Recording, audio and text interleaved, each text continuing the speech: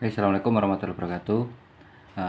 Teman-teman yang sudah generasi tua tentu sudah ada yang mengetahui ini ya, jenis satelit L635 dari Toshiba. Saya tidak tahu Toshiba itu sekarang masih produksi atau enggak. Kalau kebanyakan sih di toko-toko ya merek-merek yang lain, tapi ini Toshiba ini sudah sekitar 14 tahun. Ini tulisannya masih kelihatan, ini Toshibanya hilang.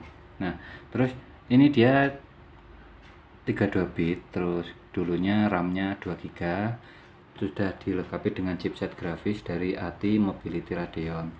Ini ada masalah kemarin karena lama nggak dipakai, itu dia nggak bisa masuk Windows, masuknya ke BIOS terus. Akhirnya kita install ulang, tapi yang setelah diinstal ulang itu driver grafisnya nggak ada. Akhirnya tampilannya nggak seperti ini sih, tadi lebih jelek, jadi kayak lebih jadul gitu. Kalau kalian lihat gambarnya itu kayak komputer jadul, jadi itu karena driver grafisnya belum terinstall, karena ini dia memiliki chipset grafis yang khusus, beda dengan laptop dengan spesifikasi misalkan Intel HD grafis atau yang lain, itu biasanya sudah include, jadi biasanya tidak perlu menginstal driver. Nah, sedangkan di sini karena dia ini sudah generasi lama, saya nyari ATI Radeon ketemunya AMD.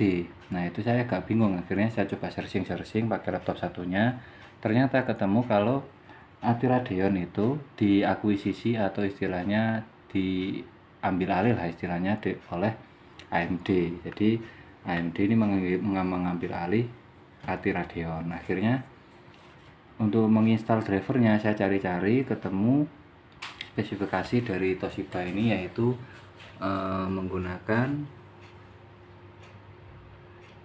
HD570 ya. Saya cari-cari ketemunya HD570. Akhirnya saya coba cari di websitenya AMD.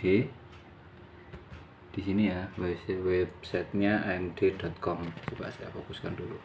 Nah, di websitenya amd.com ada ATI Mobility Radeon. Nah, di sini kita cari yang sesuai dengan instalannya untuk laptop yang tadi yang Toshiba. Kalau yang ini yang Asus ya. Ini dia, saya cari di sini ada drivernya. Tadi saya sudah coba install. Ini yang Catalyst Software Suite. Ada juga yang Radeon Software Crimson. Tadi sudah saya download, kemudian coba kita buka dulu downloadannya. Bentar ya. Downloadannya ada di sini. Software, kemudian ini kayaknya ya. Nah, ini ada dua, 350 dan 309. Tadi saya coba install yang ini kalau tidak salah sih, Win7 Radeon Software, kalau tidak salah yang itu atau yang ini ya, yang Catalyst ya, saya lupa. Saya tadi install salah satu, kemudian ketika sudah terinstall itu tampilannya bisa berubah setelah kita restart ya, setelah diinstal. Kemudian dia juga propertiesnya sudah bisa muncul, di klik kanan. Nah, ini sudah ada AMD Radeon Graphics. Kalau dulunya sih ATI Radeon, ini bisa saya install dan ya bisa dipakai ini. Nah, ini mirip dengan driver grafisnya di sini dulu ketika sebelum install ulang. Ini sudah diganti SSD sama teman, jadi diinstal ulang, akhirnya sekarang jadi lebih cepat. Kemudian untuk driver grafisnya waktu itu juga bermasalah, akhirnya saya coba otak-atik, saya uninstall driver grafisnya, akhirnya ketemu driver grafis seperti ini yang terbaru. Akhirnya dia bisa digunakan juga. Nah, fungsinya apa driver grafis itu? Tentu ketika kita gunakan untuk mendesain misalkan Corel Draw atau editing video dan lain-lain, tentu dia grafisnya nggak berat karena dia sudah didukung oleh software. Jadi kalau kita belum menginstal driver grafis tentu sama saja, ini nggak bisa digunakan untuk kerja berat. Nah, yang ini tadi sebelum kita install driver grafis dia nggak bisa digunakan untuk muter film. Ini coba download, bukan download ya, ada film-film, contoh film Wall-E. Ini tidak tahu film tahun berapa, saya lupa. Ini Ini sih sudah diinstal ulang, tapi di chainnya ternyata masih nyantol, masih ada. Jadi ini sudah sekitar 2013 2011, sudah lama sekali ya. Coba kita cek yang wall E apakah bisa diputar.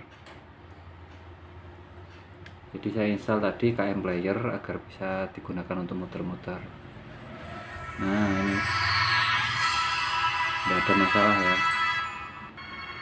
langsung kita geser-geser aja,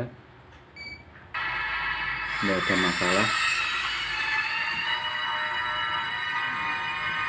ya. Jadi ini tidak ada masalah untuk muter film. Kalau tadi sebelum diinstal driver grafis dia patah-patah, jadi videonya nyandet-nyandet istilahnya gitu.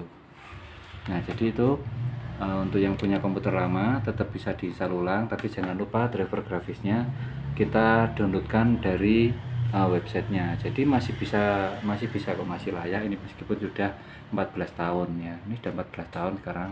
Yang rusak di sini dia cuma keyboardnya, nggak cuma sih, memang keyboard rusak. Jadi kita harus pakai keyboard eksternal ya, keyboard eksternal yang pakai tancepan ini USB ini.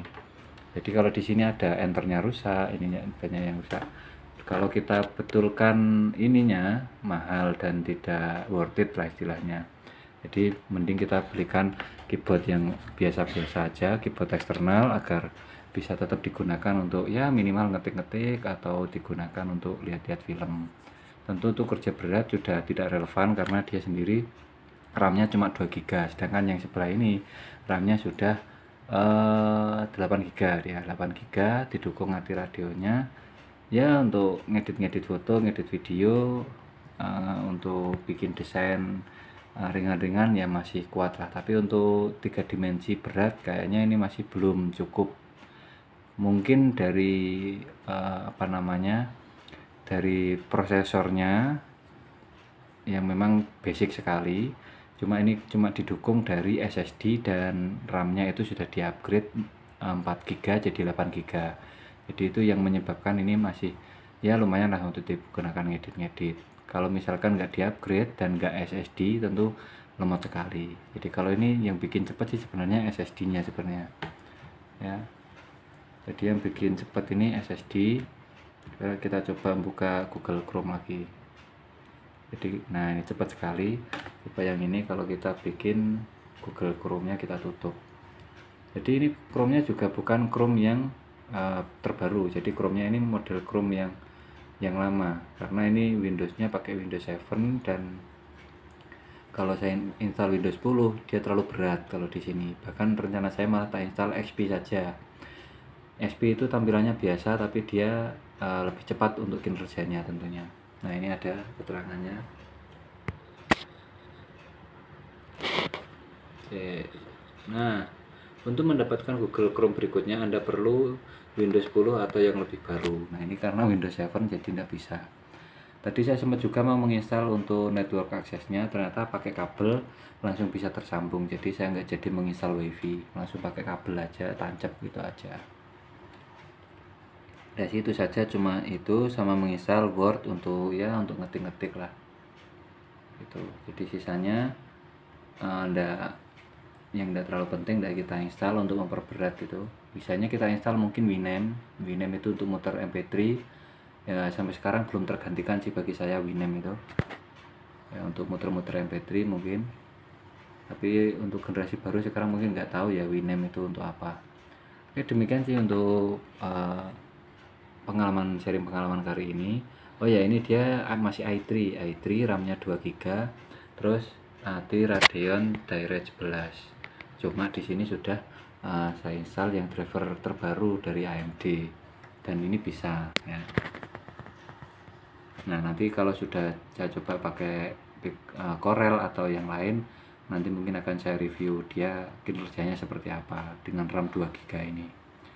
Jadi gitu, nggak harus laptop-laptop baru atau mahal, kita masih bisa memanfaatkan laptop-laptop lama kita yang tentunya LCD-nya atau casnya semuanya masih bisa berfungsi. Itu masih bisa kita manfaatkan untuk bekerja atau mungkin sekedar untuk muter-muter musik atau film atau sekedar browsing. Terima kasih. Kalau ada pertanyaan silahkan komen aja di bawah. Jangan lupa klik like and subscribe Jangan lupa klik like and subscribe untuk update video-video selanjutnya. Terima kasih. Assalamualaikum warahmatullahi wabarakatuh.